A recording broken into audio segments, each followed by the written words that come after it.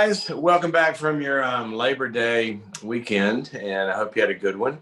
Had fun yesterday, even though you guys weren't live with me. It was cool talking by email and talking by or text and talking about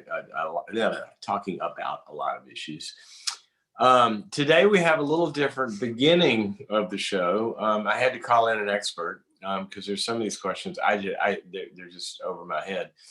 But what we've done is many of you have asked, because I've talked about a lot of things that relate to this age group of whether you're on the kid side of it, kid/adult side of it, or they're on the parenting side of it, on the sibling, extended family side.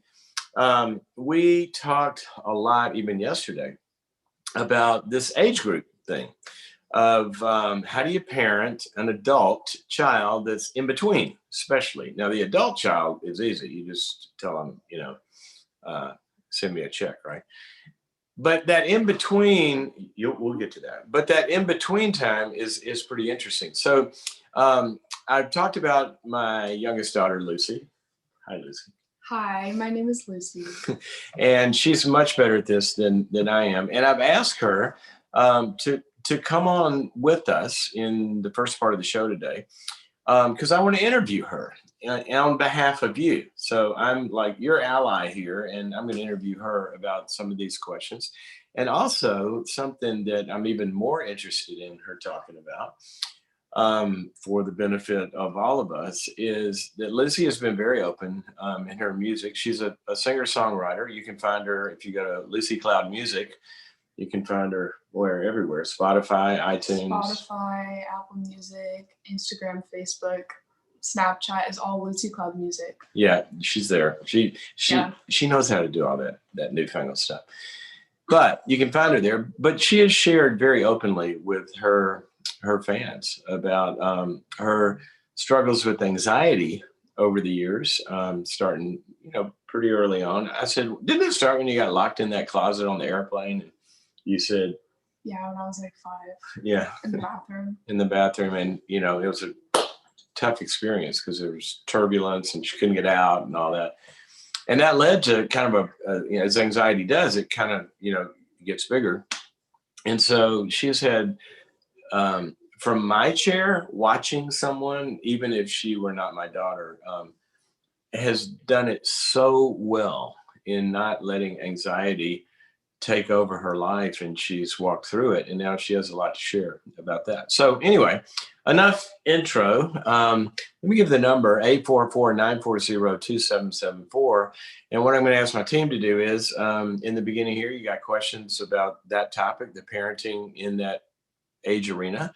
I'm also going to ask her a surprise question, in general, what is a teenager? Because I've talked about the teenage years being my most fun years of parenting by far. And kind of what, from her perspective, what do teenagers need from parents and all of that? So we're going to hop into this for a little bit, and then we'll probably go to more general questions after she gets tired of talking to me. So Lucy Cloud,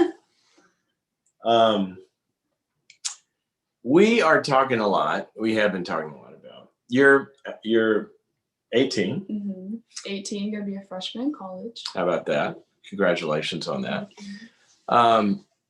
What is it that somebody in that 18 to 21, 22 age range, and you know that well too because you have a sister a couple years older. What do you guys want to say to parents? What do you need from your parents, and what do you not need from your parents in these ages? I think it's definitely important to You might want to speak up a little bit because you have a soft voice and we don't have a mic. So. Okay, sorry. I think it's definitely important to give them freedom, but to a certain extent. Make sure you have boundaries. And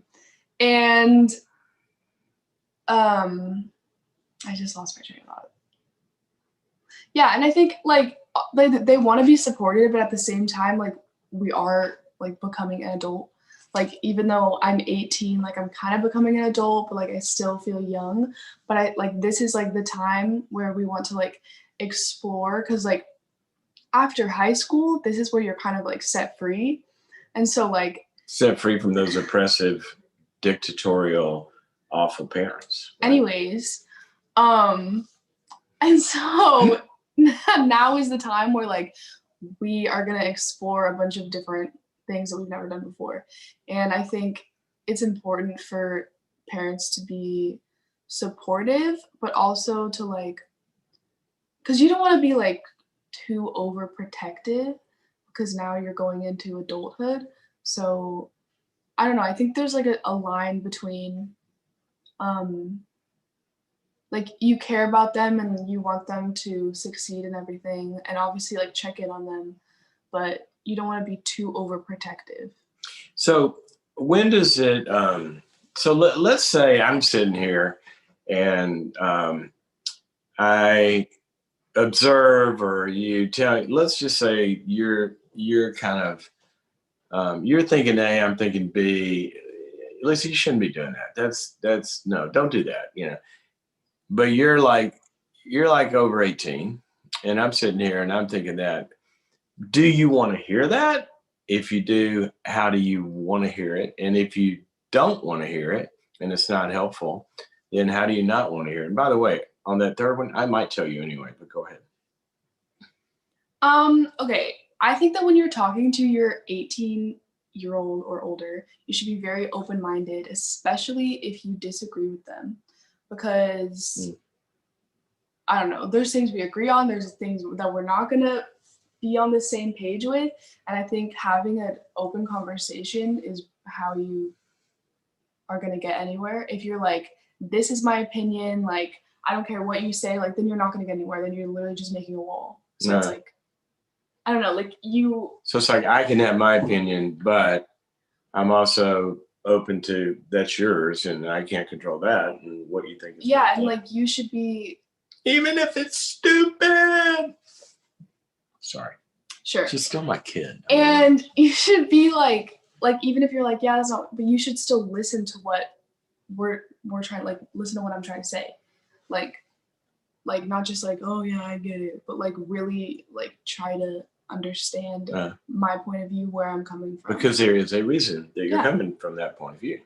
Right? Okay. Period. So period. So you said you want support. You guys want support. Support's good. I'm all into that stuff. What feels supportive to you? That either I do or mom does or neither of us do that you wish we were better at. But what feels like it gives wind to your wings? Isn't that a song? You're a musician. You should know that. Oh, you can sing it for them. No, I'm not going to sing it. What gives wind to my wings? Let's see. I don't know. I think support can come from like so many different angles, but I think one of the main things is like allow them to try as many things as they want. You know what I mean? Like if you have the opportunity, take it, or let your, I guess I'm talking to the parents, so like let your child, adult, like take opportunities. So you feel supported by my saying go for it. Yeah. That feels supportive to you. More. Yeah. Okay.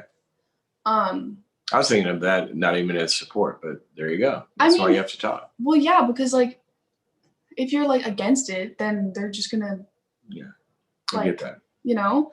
And then like what about when you're bummed out? You know, you and one of your friends, or something. And I see you, and something's going on with Lucy, and I want to go in and knock on your door and say, Luce, what's happening?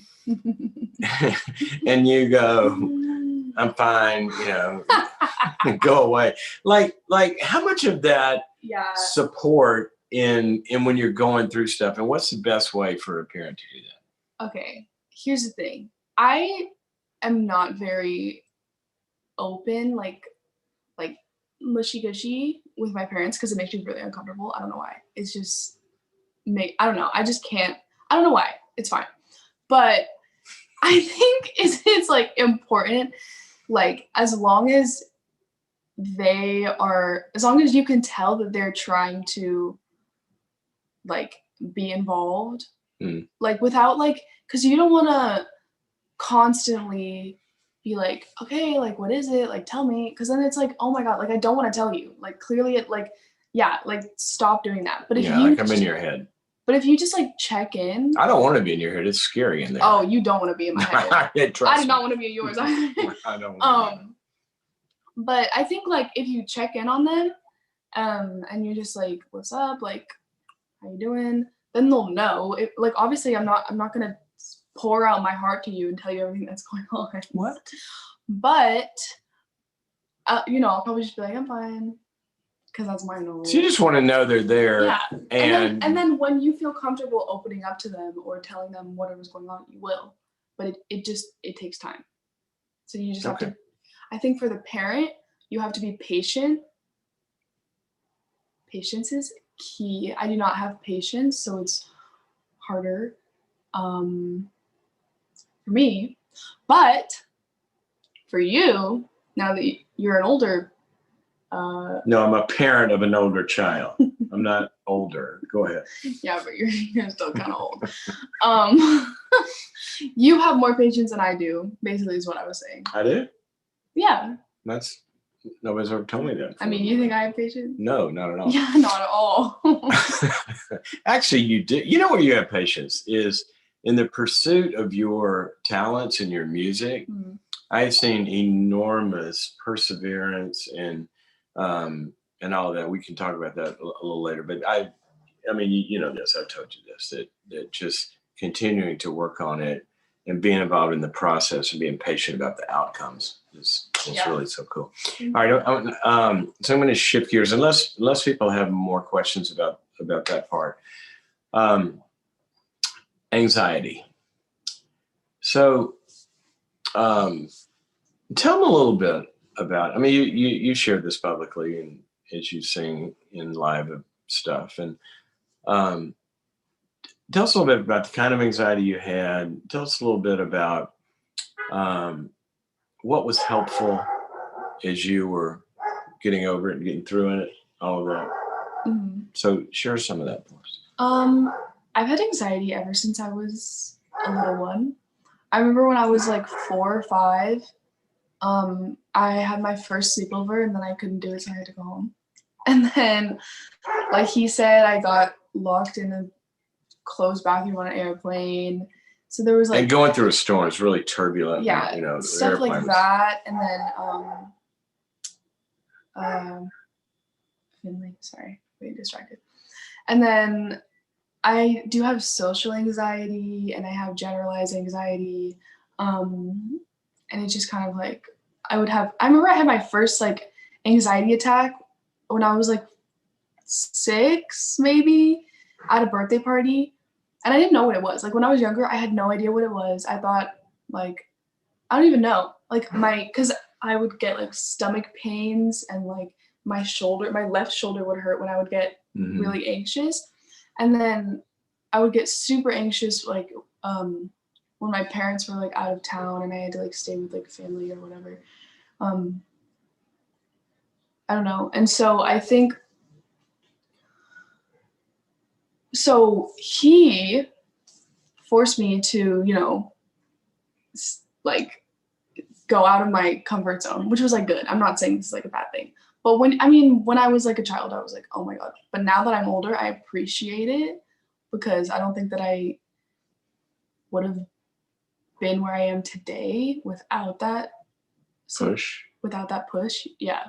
Because should I do the little analogy that you gave me? Sure. Okay. It feels helpful. I'm not good at explaining things, as you can probably tell, so maybe you can help. But I remember he told me that he was like, this is your world. This is you. This is like everything that you're comfortable with. Like you have like your home or what, like, like your comfort space, right? That's right here. And then The kind of size, how big your world is Yeah, that you yeah. feel comfortable doing. How big your world is, and then everything around it is like you kind of build walls of like fear, but every single time you face one of your fears, your world opens up. Mm. It gets bigger. And it gets bigger, and then you have more opportunities, and you meet more people, and you have more experiences and more memories and this and that. And I don't know, I always think about that, like, still, because I don't know, I'm like a visual person, so I guess that made more sense than some of the words. Sorry. But yeah. Well, what I remember about that, I do remember that. And the other thing I remember about it is I remember the flip side. The flip side was that, and every time you don't go into one of those spheres, your world is not even going to stay that same size. It's going to get smaller. Mm. And what I was really concerned about is because, I mean, I'm a psychologist, right? I know how this works, that when you back down because of some fear, then your world's going to get smaller and smaller and smaller. And I think I said, Lucy, if you want to end up living in your room, you know, you got to push through this next fear. Mm. So, yeah. But to your credit, I mean, I'll be open with you guys. It's not easy from either side. You know, to your credit, you did push through and do some things that you were really, really, really, really afraid to do. Even when we go on vacations and, you know, jump off the cliff, and, you know, we had little formulas on how to do that. But you would do it. You know, you learn, not in the beginning, but you learn. I remember you were courageous. Courageous is having fear and doing something. But from my side, I'm going to tell you guys as parents, when you've got a 5 or 6 year old on the phone screaming because they want you to come pick them up at 10:30 at night on a sleepover, to say, Liz, you're going to stay. It's going to be all right. We'll see you in the morning. Click and hang up. That's not easy. That's not easy. So, you know, I mean, you're encouraging the anxiety people. I'm encouraging the parents that sometimes, you know, it's really, really hard to set the limits that your kids don't like. So anyway, anything else about the anxiety? What would you encourage people? Not about the parenting side, but what would you say to people that struggle with anxiety? Because now, I mean, your world is so huge. I mean, I'm not going to spend the whole time bragging on this girl, but I will in a minute. But you have a big world. Yeah, I mean, I'm going to college in a couple of days, which is like something that I've been terrified of my entire life, but it's gonna be fine. If I have panic attacks, I have people I can call. I got this old man. I can call my boyfriend. Like, I have my go-to people where I feel safe, you know what I mean? But as for like the whole anxiety thing, sorry, I just lost my train of thought. Encouraging them. Yeah, sorry. Something I was saying to you last night, this sounds so cheesy, but here's the thing. You only have one life. I'll say it once and I'll say it again. So you might as well live it to the fullest. I'm serious. Like, the amount of times that I've like cried in my room, I've been so afraid to do something, and then I just do it. Like, even though it causes a lot of like pain and like it's hard, like, girl, don't even, like, it is so hard, like, to go out of your comfort zone and to like face fears, and like talking to people stresses me out. Like, the fact that I'm gonna have to like talk to people. Anyways, that's not the point. Do you know how many people you're talking to right now? No, but it's okay because I can't see them. But then it ultimately makes you stronger. It does. And then, like, I don't know. It's like I believe in like everything happens for a reason, whatever. And I think you just have to go for it. as cheesy and as stupid as that sounds, like just go for it. And that's what every like teenage movie and like all the cheesy whatever says, but it's true. You know, speaking of going for it, and then I'm gonna ask you a couple more things, and then we'll go to some questions. And if you want to, you can hang out while we have questions, unless you have something to do. Do you remember the little formula about anxiety? See, now it's so internalized that you don't probably think of it. Do you remember the little formula that you had to do in the beginning? It was like recognize the fear, or it was like what is the fear? Yeah, feel it. And Feel then the fear. feel it. I don't even know because now it just happened. Okay, I am so glad that you can't remember because see, that shows how growth happens. We have to have a principle. We have to have a little formula. Mm-hmm. And then you start to do it, and then it becomes part of you. So here's the formula I taught her when she was experiencing anxiety and didn't want to do something. Okay, feel it because you must embrace it, right? And the way to get over a panic attack is to not, try not to be afraid. The way is to let it come, right? So feel it. Remember we talked about noticing it in your body. Oh, there it is. There's that feeling, and normalize the feeling. Okay, I'm having a panic attack. And then number 2, go for it. No, that's number 3. Accept it and ignore it. Bye. So it's there. I'm feeling that way. It's noise, like a dog barking outside. And then I'm going to choose to step into it. So feel it, ignore it, and do it. Period. And now you can't even remember. He wrote that down on like a paper and gave it to me. But now it's written in your head. Now, right? It's up here. Yeah. So you feel, I'm feeling anxious. Dead coming. I don't want to feel that way, but I'm going to do it. And you go for it. Really cool. Really cool. Okay. So, let me see if I lost. There we are. Shifting gears a little bit here. You have done something that that is very impressive. You've always had a talent. This girl has been singing since she was very, very little. She would wake up. Seriously, I remember one morning when she was like 3 years old, maybe. It wasn't 4. Might have been 3.5. But she wasn't coming out of her room, and so I went to her room and opened the door, and I see her, and she's got the covers pulled over her head. I remember this. Do you remember this? And so I said, Luce, and all of a sudden she leaps out of the covers and she goes, I believe I can fly, like that. Ever since she was little, she could not sing. He's a singer, everybody. Yeah, right. That's the first time you've ever said that. And it was she was just always sang. But then she started trying you were in a couple of plays in junior high school. But then I remember one day she came to me and said, how does somebody become a singer?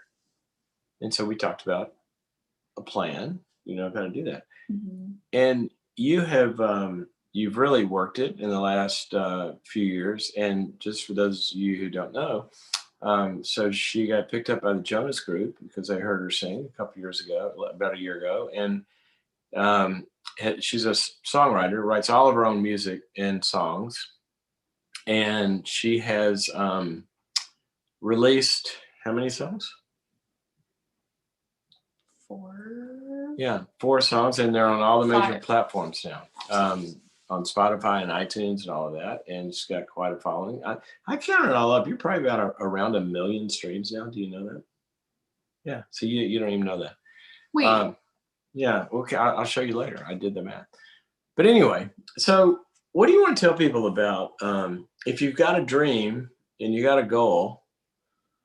Like, what do you have to do? Was it hard? Did you have to? Was it getting the structure that helped? Was it what would you say to him? I think for me, I started writing like you said, like middle school, junior high, as you would say. And I just kind of like started exploring it. I mean, I'd always been writing like songs when I was younger, and I had like a little song book from like elementary school, which is like really funny to look at. But I think it was like always something that I was interested in. And then yeah, I like talked to him about it, and then it took a lot of like me continuing like following up with it, because it was like, oh yeah, like well, and then I was like, okay, because I'm like I said, I'm very impatient. So I'm like, okay, is it gonna happen? Like, So what was your question?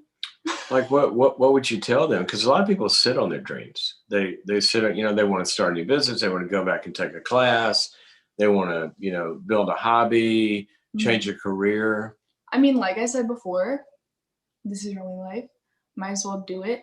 Take every opportunity that you can get, because you never know like what's gonna happen with it. And like I when you make charts sometimes about your practicing and I think you're more structured than I am, but yeah, you should. Here's the thing, if you're a very organized person like that, you do that. I did have to do charts though, like for a minute, and then once it kind of becomes like a part of your cycle, then you're more like then you're better. I don't know how to explain it. But yeah.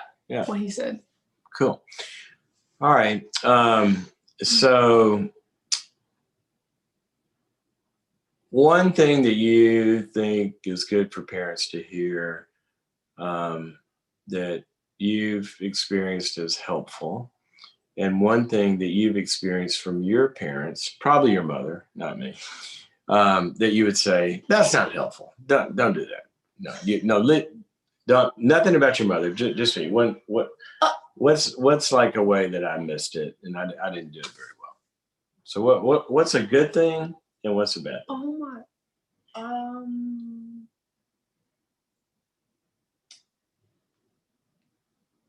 Okay. Go ahead. You want to talk about like religion? Now I can tell my story about I don't care what it is. What's one good thing I did, and what's one that's not as helpful? You're putting me on the spot. Okay. This is the spot. I mean, there's only, a gazillion people listening. Yeah. Don't say that. Okay, let's see. Oh, and I'm going to ask you to sing in a minute. No, you're not. Okay, I think something well done. Well, there's a lot of things that you did that are great. I did? Oh, yeah.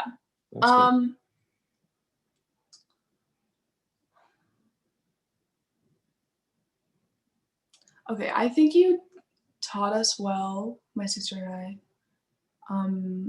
how to like approach situations, like if you get in a fight with somebody, or if like this and that. And like, here's the thing, he still does, puts many, like, he'll be like, you just have to go up to them and say, hey, I know what I did. And I sound that cheesy too. No, you do. You do. Hey, I know what I did was wrong, but like stuff like that. And I was like, okay, Dad. But so like, no, but it is helpful as like, even to lean in the situation. Yeah. Even if like the way that you said it, I was kind of like, oh, my generation is different. Yeah. I don't know. Good to reach out. You definitely like, you helped me form like my morals, I think. Obviously, I'm still discovering everything. I've only been alive for 18 years, so. But one of the things I remember about because that first category I put in, I think it's part of a parent's role to like, sort of like training, right? How do you go have a difficult conversation with somebody? How do you do, a confrontation? And one of the things and I would share this with people to try this. One of the things that we would do sometimes is we'd role play stuff, remember? Mm-hmm. And she rolls her eyes. But I remember one time, I don't know if you remember this, but you were having a bully experience at school. You're probably in the 6th or 7th grade, maybe. So a mean girl thing. And we got the whole family. Remember, we sat on the patio, and I think Olivia was the mean girl, or you were the mean girl, Olivia. Anyway, we role played it. Do you remember that? And practiced. I barely remember, but yeah. Do you remember that? A little bit. But just preparing, like training. Okay. Yeah. So tell me one of the ways that I could have been better. I'm listening. He always says could have been as if he's like passing away. Like you're still teaching me every single day. Oh, I can improve on whatever it is you're about to tell me. No, I don't. That's not what I'm just being like. What did I do? What was the way that I parented that you would say, it's not good. Don't do that.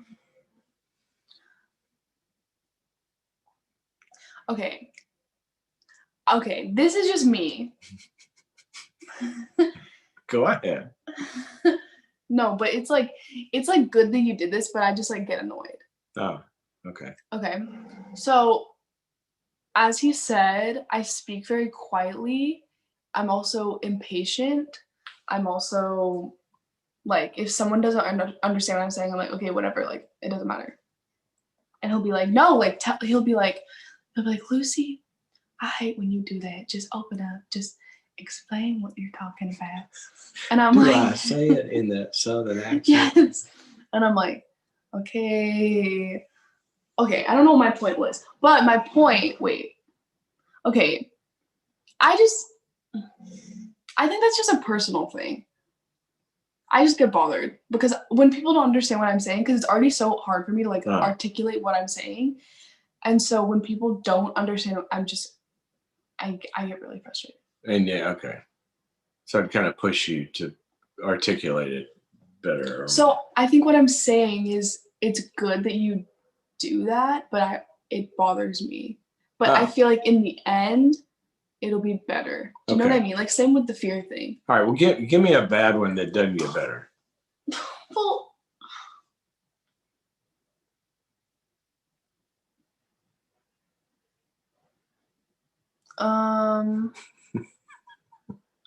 I do think that sometimes our opinions clash. And I would like it if you would be a little more open-minded and like things that I believe in. Views that you have. Mm-hmm. Yeah. All right. But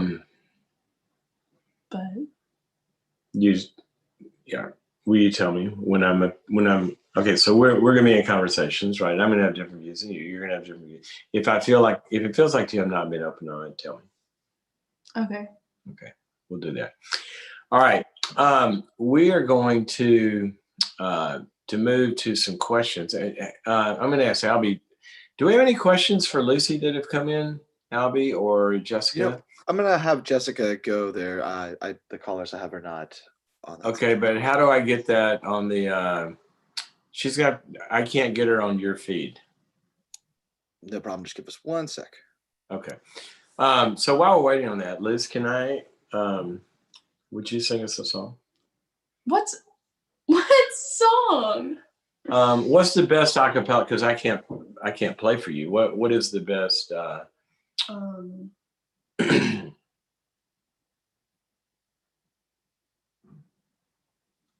One of your songs. Oh, okay. Or not? I don't care. I can do like a verse chorus moment. Okay. Of Numb. Okay. This is her latest release. You can find it out there on Spotify or iTunes or all those places. Okay. YouTube. But you have to sing loud because we don't have the mic. Okay. You made me a drug. You needed your head. I guess that I should have seen all of the patterns, but I ignored them. 'Cause I'm so scared of change. It's so hard to admit. And I wish it was different, but you know that that's just the way that I am. So you took advantage of my empathy for granted. Now I'm numb. I wish that I could feel it, but You know it's been a minute. I buried all of my emotions down. Now all I feel is numb. I wish that I could fix you, but there's nothing left that I can do. I already gave you everything. Now all I feel is numb, numb, numb, numb, numb. That's all for today, folks. Oh my gosh. That is so beautiful. Are you tearing up? I'm sorry. Dad! That was not the time. I'm sorry. It's too beautiful. Someone Sorry help about this that. man.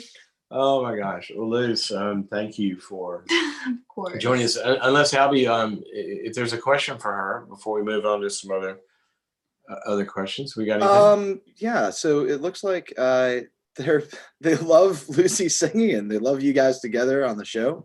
And they want to know more about freedom/boundaries in dating. Freedom/boundaries in dating. Yeah. Freedom/boundaries in dating. Okay. I can give it to you from my side. Okay. Do it. Because I guess the topics in there are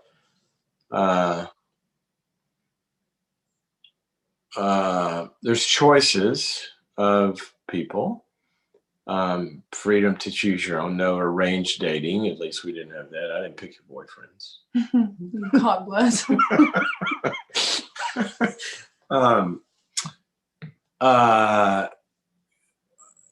When did you really, what about, you started like hanging out, you guys kind of like dated in groups in a way. Y'all would hang out together, and then your first boyfriend, when y'all would start to have, dates, what are you, like 17 maybe? No. 16? Dad, I'm 18 now. I Oh, yeah, had my that's first right. boyfriend sophomore year. I was probably 15. Sophomore year. And so, did you feel like like you had the right amount of freedom? Mm-hmm.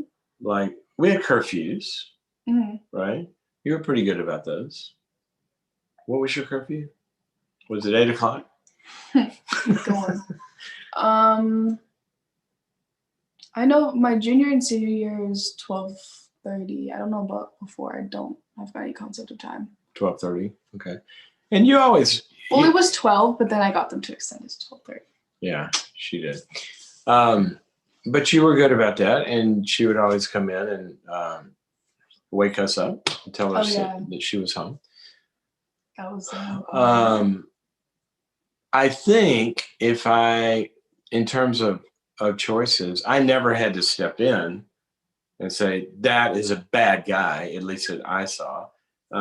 You would handle, if you were dating somebody that didn't treat you well or wasn't nice or whatever, you got rid of them on your own.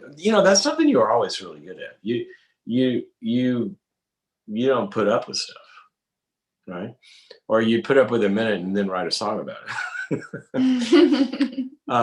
But she used her freedom very responsibly. The thing that I was concerned about always as a parent is, are you being treated well? And my role was to try to encourage you to not let anybody mistreat you. Right? That's how I would look at it. How would you look at it?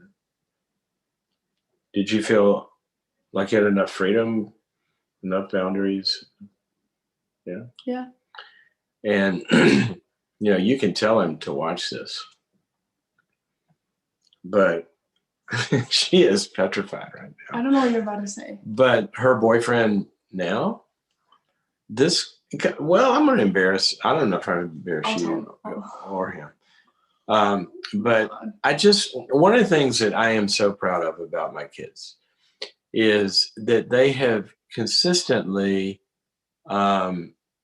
chosen and have chosen really good friends, and not let unsafe people get close to them, or not. That's not their closest circle. They have the best, coolest friends I know that support you as well. And, in terms of choosing guys, her boyfriend, I don't know if he's listening or not, but if you guys ever break up, I'm adopting him.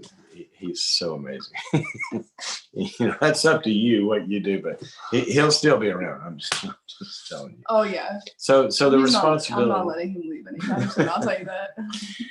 The responsibility thing. I think if kids are responsible, and I always define that as something, you don't do things that hurt you or hurt anybody else, then you have all the freedom. Okay, so here's a question for Lucy. Did you feel a big disconnect with others your age who don't have like their family's not instilling the same values? Like they were kind of off the rails or whatever. Did you feel a disconnect with them, or did you have all sorts of friends? Or I wouldn't feel disconnected. I think it opens up for like more conversations. Like I don't know. It depends on like if certain things happen and then you're like, oh, I wouldn't want to do that, or like, you know what I mean? Like things are going on in the friends group. Yeah, and then I don't know. You just talk about it, and then if you don't, I wouldn't say I felt disconnected though. I think you just talk about it, where you're like, oh, I don't do that. One of my favorite stories about instilling the values thing. You know what I'm going to say because we just talked about this. When Lucy, from the time she was little, because this is kind of what I think about God all the time, right? So, we would be out, maybe she was 4 years old, and go, why did God make that tree that way? Or look at this, dog, or whatever, because I'm kind of God's on the mind. I'm sharing God with Luce. And so one day, I'm going to guess you were 5, maybe ish. And she goes, Dad, why do you always talk about God? Do you remember this? Yeah. She's I think she's texting her boyfriend. Oh, sorry. She said, why do you always talk about God? And I go, well, because I think about God and I love God. And I don't know, I just do. Why, does it bug you? And she goes, yeah, sometimes. She goes, but I kind of like it too.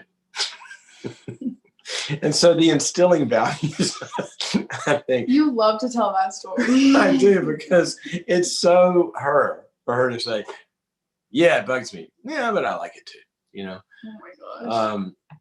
There's always a conversation. I think that's a good thing. And because that's the way you answered the question. Yeah. Was with your friends. There wasn't a disconnect. You would just have a conversation. So here's a question. Says for me about this: what age is too young to have a boyfriend or girlfriend? I'd say under 25. I would just never allow it. Right? That's funny. She didn't think that was funny.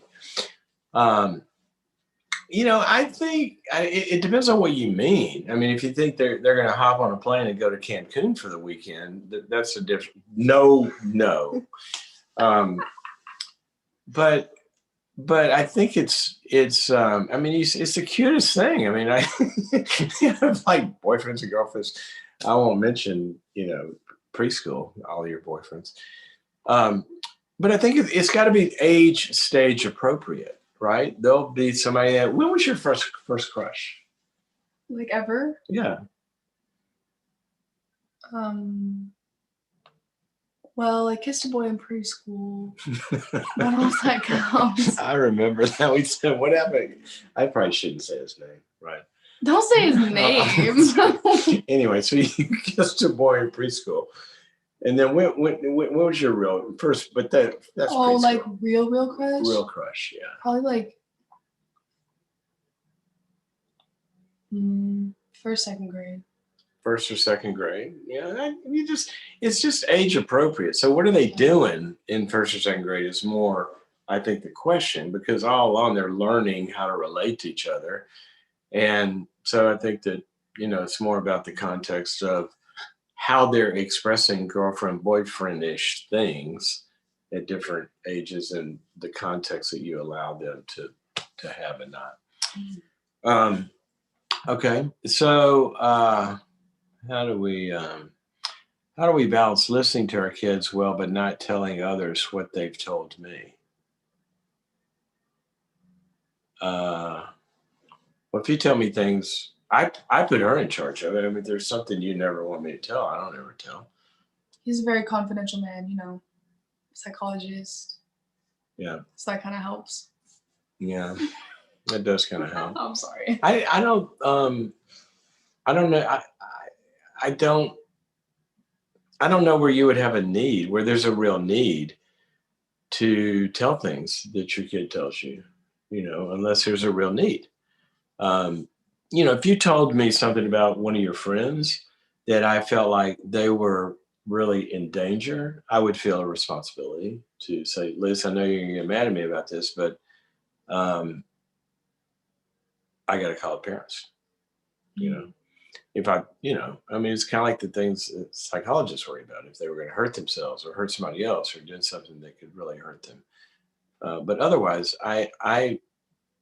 your kid's going to trust you to the degree that you can keep confidence, I think. So, Lucy, what would you say about this one?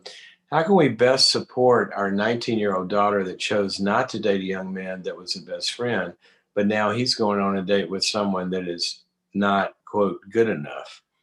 Well, apparently he feels like she's good enough for him. So she's heartbroken. We think not as much because he's going on a date, because he's who he's going on a date with.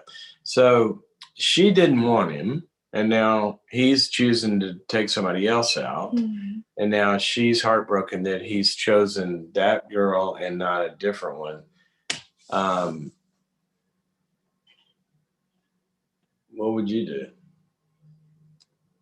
Say one of your boy / friends wanted to date you, and you said, no, I just want to be friends. And then they chose somebody to go out with. Well, the opposite thing happened. That you think's an idiot. What would you what would you do then? Funny story. If my boyfriend's watching this, I liked him a lot before we started dating, and he declined my offer several times to date other people. But it's okay because we're together now. So I don't know, because I was on the opposite side. She's hard. How would you bet? I would want to know why she's so upset. I mean, sometimes somebody in her position, they choose not to date someone for some kinds of, there is a clean choice in that of, I just don't want to date you. That's not what this relationship is like. It's not, I'm not interested in you that way. But sometimes they will say no because they are interested, but there's a fear or something else. Might have been true in your case from the other side. Who knows? He might have always liked you, but they don't do that. And so I would want to ask her, the way I would support her is ask her, was your no a real no? Was there really a secret yes that you wanted to? And now what you're upset about is, that she's not good enough, but is it not good enough really because there's this part of you that really does. I would want to know that. The other thing is sometimes this represents a sort of an integration the kid has to do. That she's dealing with her own, this is perfection, this is not good enough. And she wants him to just have things that are all good. And she can't integrate it when he's choosing somebody that, well, they're good, but they got this dark side too. And that's hard for them to deal with. So you can write a song about that. What do you say? I said no to you, and you chose someone that you shouldn't be choosing. He always, it'll be like the most random thing. It won't even have to, it'll be like him not knowing how to make pasta. And then he'll be like, that's a song right there. Seriously. And I'm like, I give her song ideas all the time that she does not go through with. For good reasons. Here we have a question for Lucy. These are two great ones, Luce. Well, first of all, a simple one. What was it like growing up as the youngest sibling? Okay. So good things and bad things. I think it was good because I looked up to my older sister and Who's 20 months older. yeah. Yeah, I always looked up to her and she would, help me out. She also would make things up that I would believe. Like when I was younger, she told me that if girls do push-ups, they can't run. She also told me that if like, cause you know how like cause when kids like when kids like you eat and then they're like, don't like go in the pool right away because like Yeah, you don't have want to to get digest your sick. food. Like you have to like digest. And so she told me that like the second you touch the water, you throw up. And so like just like stuff like that. But that's like fun, like little like sister moments. But I definitely have looked up to her like my entire life, and it was good having someone like to walk the rope or whatever like before me and test the waters with the parents before I did. And I think she's like taught me a lot. And I can like always like call her like if I need anything, or I call her about like the stupid stuff that he does. It's just like What? embarrassing. Y'all talk about me? Oh, you're aware of this. Like what? Oh, you want to give the example at school? At school? So basically, we were touring a university, and he was in a wheelchair at the time and had crutches because he couldn't really walk. Yeah, that was earlier this year when Yeah. you were touring your college because I had a knee problem. Yeah. And so we're like touring the school, and I was like pretty sure I was gonna go to this school. It was like between this and another school. So it's like I don't want to embarrass myself, right? And this man fake falls down the stairs. He goes, oh, and like fake falls. And all these like mothers, concerned mothers, are like, oh my God. Like, and I literally ran away, called my sister, and I was like, you won't believe what dad just did. And like told her that. So just like stuff like that. No, but I think growing up I loved it. But it also sucked because I did compare myself to my sister all the time when I was younger. You did? Yeah, Like that was a big. You don't know this? Not really. That was a big identity issue for me. I think like 7th and 8th grade. Oh, in that time period. Because so she would have been 10th grade. Yeah. Because she did really well in school. She was like varsity soccer, and I'm like, I try to do soccer, but let's be real, I can't run to save my life, and I don't like running, and I'm not athletic in any whatever. And like I wouldn't do the best in school because I have some learning issues. And so it like kind of took me a minute to like figure out how I process things and how I learn different things and like the ways that I study and stuff like that. And I just always thought that like it was so easy for her. And so I would definitely compare myself to her a lot when I was younger. But yeah, I don't know. I do think that they were a little more harsh on her than they were me. Really? No, which is good. It's good for you. Yeah. Were we tougher on her? I think so. Yeah. In some. Huh. That's something we can talk about offline. No, it's okay. I kind of feel like we could have been a lot tougher. I'm gonna call her now and tell her. No, but you definitely. I think that you were more tough with her than me because that's me like, or both of us or mom. Both of you, both. Because that's how you like said what was gonna happen, and then I had to like follow her or whatever. You know. I got it. Okay. One of the things I would say, but now I'd like to hear your perspective on this because this is something that I can't tell you how deeply this moves me when I see it. Is just take your music, for example. Okay. Lucy's music is doing well. You know, she has all these platforms. She's got a following out there. And her sister is like her biggest fan.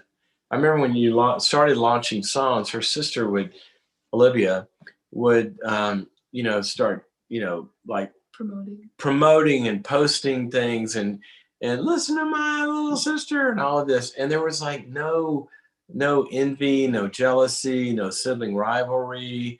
And then when she's done things, you were always like her biggest champion. And what do you, I mean, a lot of kids have rivalry and they have like, what, this is something you might not even know because, a fish doesn't know it's wet, but you guys have been like each other's biggest fans. Why isn't there backbiting and competitive ugliness? Like, you don't even know, do you? Because you guys just always loved each other. Well, we definitely argue, but not about like. Right. It's never about like competitiveness or whatever. What helped you not have that? I think we're just so different. So different. Like we're very different. We're both into a lot of different things. And so I learn a lot from her. Hopefully she learns a lot from me. I don't know. It was never like we're both trying to do the same thing and like it's gonna like become whatever. And I felt that way with like other people, but not with her. I don't know. You guys are awesome. I feel like we're pretty chill. You're awesome in the way that you do this. Okay, so Lucy, here's a question for Lucy. How many books of your dad's have you read? I That's think funny. this might be a good time to say goodbye. Thank you for having me. I actually haven't read any of them. That's the funny thing. I read parts of some. You did? Mm-hmm. I didn't know that. The one with the key. Oh, The Secret Things of God. Yes. You did? Yes. What did you think? Well, I only read like 2 pages. Yeah, extensive reading. Well, I listened to you speak all day. So. Oh yeah, you've heard me speak. So like speaking, and then when you put it on paper, it's like the same thing, right? So as long as I hear your lectures, no, but I'll read your books at some point. Maybe when I'm like older. Maybe when you're. Or maybe I can. But you've gone to a lot of events and stuff. Mm-hmm. Yeah. Maybe I can like read it on the plane to Nashville. Maybe, probably not. Probably not. Okay. So one last question. This is like something you this phrase is like probably make you laugh because I've never used this phrase. But do we do father-daughter dates? We just go do things. We just go out to eat. He'll be like, "Want to get about to eat?" I'm like, "Sure thing." How come you always like use this weird accent? Because you have a southern accent. Maybe you don't show it to your followers, but there's a little secret about Henry. I don't know. I'll be like, "Dad, can we get McDonald's?" And he'll be like, he'll be like, "A McMuffin with the biscuit and the sausage." There's a subtext to this because McDonald's is not allowed in our. Yeah. There's no fast food. The food. No, but Mom takes me when I ask her. But she's never like, "Oh, let's get McDonald's." It's like if I bring it up. Yeah, she's got a McDonald's breakfast fave here. But we go to dinner sometimes. The two of us, we go do stuff, but it's more spontaneous. We never because we always tended to do things as more as a family. We're on a lot of one of our favorite things. Sometime every week we would do a family dinner at one of the family's favorite restaurants. We would say, "Let's go have family dinner," at, wherever. And that kind of had a title to it. And one of the things I've thought of is how much more of kind of group stuff that we did than, because when I grew up, it's a lot different. We did more just one-on-one stuff, but we do a lot of stuff, but it's not formal is the point. Yeah, it's not like, "Let's go on a father-daughter date." No, because that's what you just said. No, I know. No, it's just chill. Because if he tries to make anything like I don't know how to explain it. Like whenever my parents try to hug me, I'm just like, I don't know why. I'm so weird about that kind of stuff. Like I can't talk to him about serious things. Unless certain situations. You do. You talk to me about serious stuff. In certain situations. In certain situations. Okay. All right.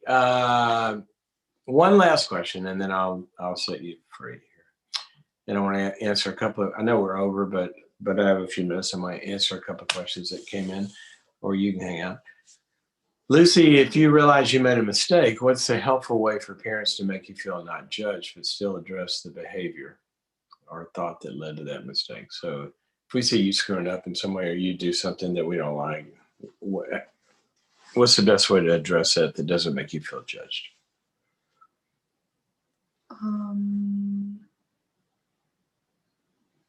Don't yell at me. Don't yell. That's good.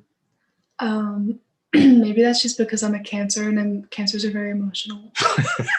So whenever someone raises their voice in like the slightest, I'm like, "Why are you attacking me?" My dad's like, "Is this what you think attacking is?" Anyways, back to the question. See, what were you gonna say? Yeah, this is me when you're like making fun of me all the time.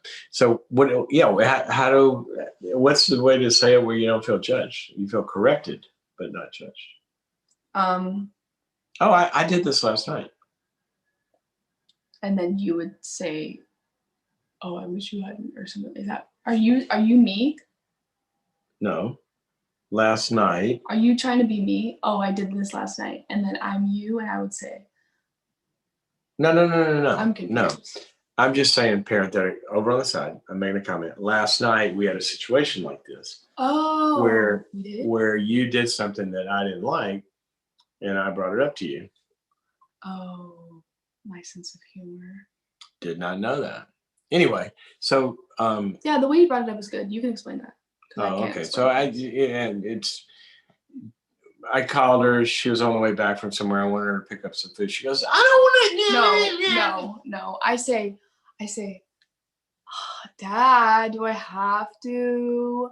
I have classes." And he was like, "Well," and I was like, "I guess." But that's like my sense of humor. But see, I didn't know this. See, I thought that he was like aware, but then he was like hurt, and I was like, hurt? You were hurt. Was I hurt? Sorry, that you were hurt. Really? You were. I experienced it as I was bugged.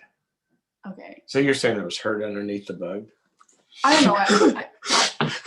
No, just kidding. Oh Lord. Sorry. Anyway, so we addressed it, but you're saying don't yell, don't shame. What else? I don't know.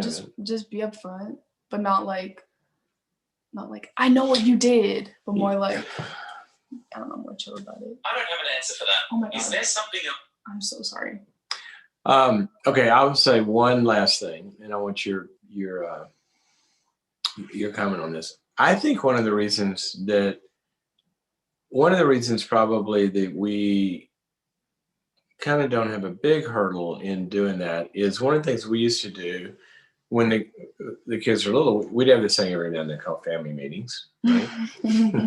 Which you loved. But one of the things that we would do, and at other times, is we go around the table and say, okay, how can each person do better? Oh, we haven't done one of those in a while. It's been a while. We should do one when they were younger. And so you'd have to give feedback. The whole family would say, okay, Liz, here's what you're doing that is really, really great, but here's what you could do better. And we go around the table. And I think we probably learned to do it there, right? Yeah. Yeah. You like that when we did it? I think it's funny. I mean, no. I don't mean it like that. It's just because our family is like, I don't know. We just like can never get through to a solid conversation. We always like interrupt each other, and then it's like, and then that. It is chaos. Like, yeah. And then we're like, oh, that's an issue. That's an issue. Let's bring that one up. And another thing I think I mentioned this before. Another thing we did every meal, literally every dinner, is we would have roses and thorns. Roses. Yeah, and the rose would be the good part. Talk about the best thing that happened that day or what made you happy, and the thorn would be what made you sad or kind of the worst thing. And I think sometimes that would have to do with each other, and so that was part of it. Okay, we are up against the clock here. Lucy, thank you for coming on. And if you guys would like to hear more from Lucy, mail us your questions. But also, some of you have kids as well that you'd like to share her music with. So Lucy Cloud Music. Lucy Cloud Music on Instagram, Facebook, Snapchat, Twitter, and Lucy Cloud on Spotify, Apple Music, YouTube. Oh. If you look up my name, Lucy Cloud, you can find all that if you forgot. And you can see the music videos on YouTube. Yeah. Mm-hmm. And my most recent song, Numb, you can also watch the lyric video. Oh, yeah, Numb is cool. My favorite music video is Bad Day. If you go to YouTube and look up Bad Day, Lucy Cloud, because it's kind of a little movie in a way. Also, my song Jealous is almost at 200,000 streams. Yeah, which I'm really excited about. All right. Well, you're off to college. See ya. Week. Oh, yeah. I did offer to home colleger, and she turned me down. He brings us up like. We still have 3 days. We still have 3 days before we leave. Oh, are you sad? Yeah, I am. I talked about this on the show yesterday. I did. I'm sad. You want me to be happy? No. I'm just Ding dong, the witch is dead. Is that what you want? I'm like sad. No. I don't want to see you cry. Well, who am I going to give the gummy bear to? I mean, this is sad. Might FedEx it to you. Yeah, I'm sad. I am. But I'm happy. I wouldn't have it any other way. I mean, you're sitting there going, I don't want to college. I'd kick your butt out and make you go. But I'll see you in 2 months. Yeah, I know. We'll do some FaceTime moments. I know. No, I'm so happy. You know how excited I am because you're going to pursue all your dreams. And one day you're going to, there are some downtimes in college where you're bored. One day you'll read one of my books. Yeah, maybe I'll go to the library and find it. Yeah. Meaning you won't have a copy on you. Yeah, I got that. Oh, it's not like you've ever given me one of your books. It's not like they're not accessible to you. All right. Okay. Liz, thank you. Do you want to weigh in? We have, I have class. There's a caller still. Sorry I didn't get to any of the calls. We went along with Liz, but we don't get this chance very often. So I thank you very much. Yeah, of course. This is very moving to me to have you share with us today. Thanks for having me. I'll see you guys next time. Hi, Bye. Diego. Oh, God. Dad, you... Sorry. Oh, my God. Oh, gosh. One of the things that you guys have asked for, so I hope that did it is you'd like to know more about kind of how we do it, the way we see parenting and all that kind of stuff. And there it is right there, live and in color. I'll have to have Livy on here someday as well. She is a kick. So Albie, let me know, is it Brenda? Is that who we're talking about? That's who we're talking about. Yeah. Okay, we're gonna have an actual one call here. So let's take Brenda. And Brenda, I got to go quickly, but I want to take your question because you have been very patient to hang on. Welcome to the program. Oh, well, thank you. I appreciate it. Okay, I'll try to make it quick. I have been married 23 years, no kids, married my high school sweetheart, and he left me right at 1 year and 8 months ago. I still don't know. He's been very secretive, so I still don't really know everything, but I'm just trying to figure out kind of when to let go. I'm a Christian, and he claims to be as well, but his behavior in the last few years has been off the charts. I know alcohol is involved, and I know he's experienced some trauma in his life, but he is really secretive. Even though he's been gone all this time, he went for about 8 months and wouldn't talk to me, and then started. Is there a woman involved? Mm-hmm.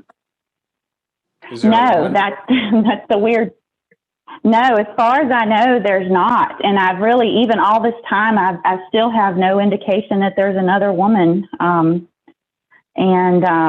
He says that he just doesn't know. At times he said he does want it, the marriage, and he wants to work on it. And then at other times he's saying he just doesn't know. And I just keep hanging on. And every time I kind of try to push him to talk, he just says it just makes him tired, and he's like, we'll talk later, and he'll share a few things, but in general, there's a lot of things I don't know. And he's been gone how long? Yeah, He's been gone how long?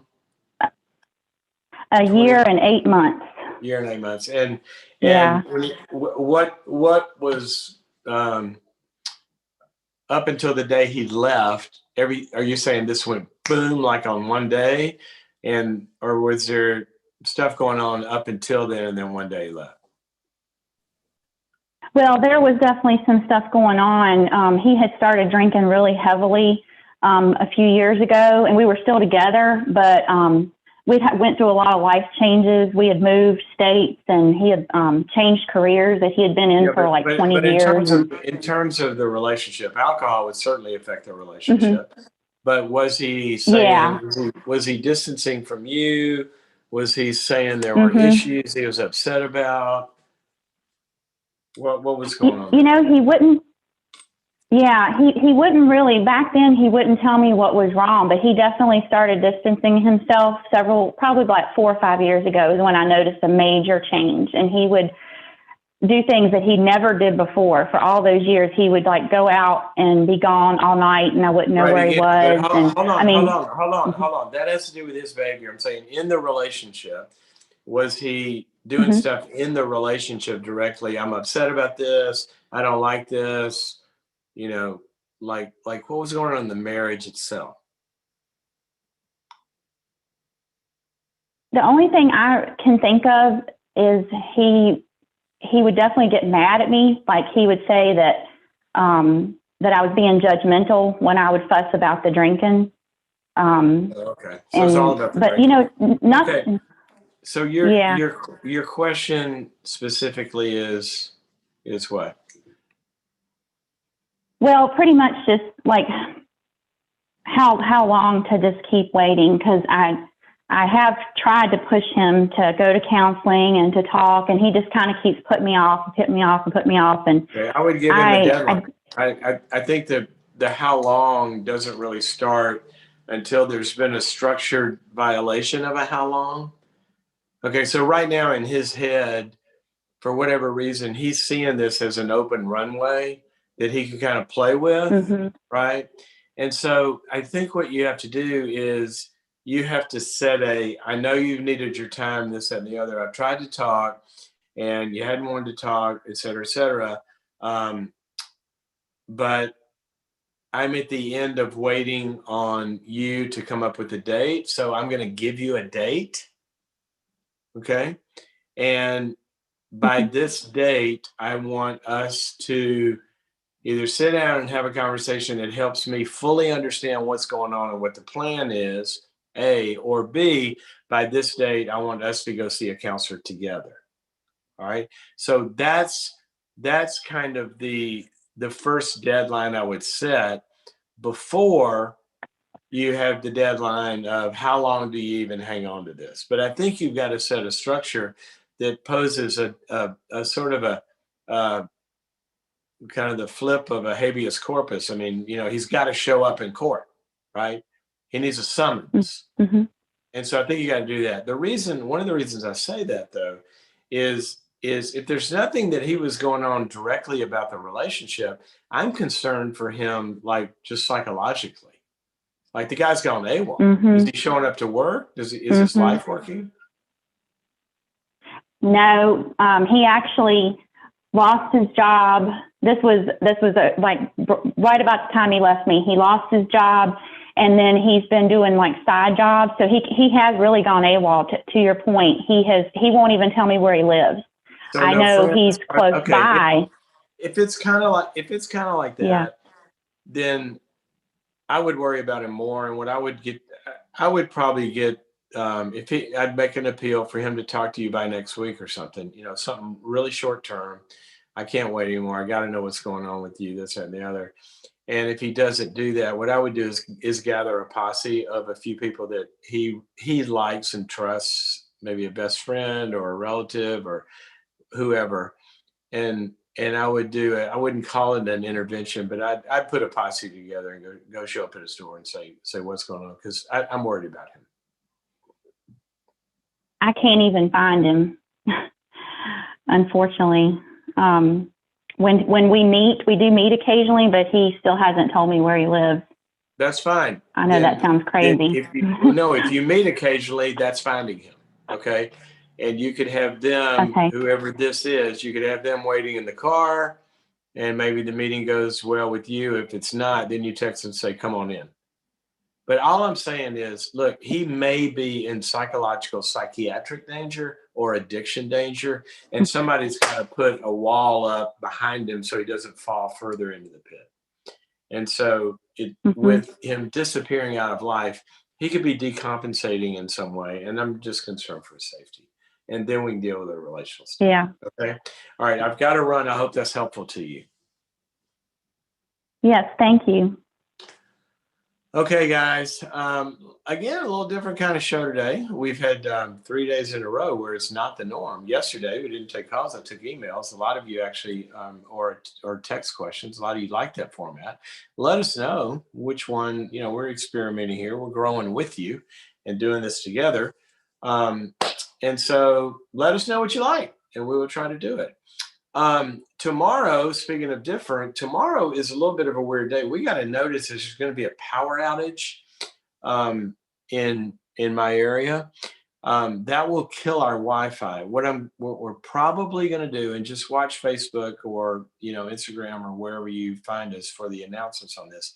What we'll probably do is I'm going to probably just try to do it on the cellular network. A lot of times that works. I've gone live before on the cell network and it works. And I won't need the Wi-Fi here at my house. But if that doesn't work, then we'll let you know. But we're going to be here, not going anywhere. Appreciate you guys. If you want to find out more about the principles that I always work from, I put a whole library up there for you called boundaries.me. Here's how you find it. You go open up your browser and go to the webpage, boundaries.me, boundaries.me. And you can just instantly become a subscriber, or you can have a 14-day free trial. Take a look at the whole library. It's kind of like a Netflix. You go on there and there's 70 or 80 courses that you can view about, how do you talk to your teenager, right? What do you do with freedom and responsibility for a teenager? What do you do in marriage, or, dealing with an addict or stress or reaching goals? There's a world of content on there. So go to boundaries.me and join us. Okay. Thank you guys. Thank you for letting us have a little different kind of opportunity today. I think also it's really cool for me. I hope you enjoyed it, having Lucy on here. Let me know your feedback. But I think it was cool for me because it's empty nest week. So you're kind of my support group today, actually. I get to do something with my little one who's going to be launching this week to go to college. And so thank you for sharing in part of that with me. Okay. As always, appreciate you guys. Love you guys. And I'll see you tomorrow. Bye-bye.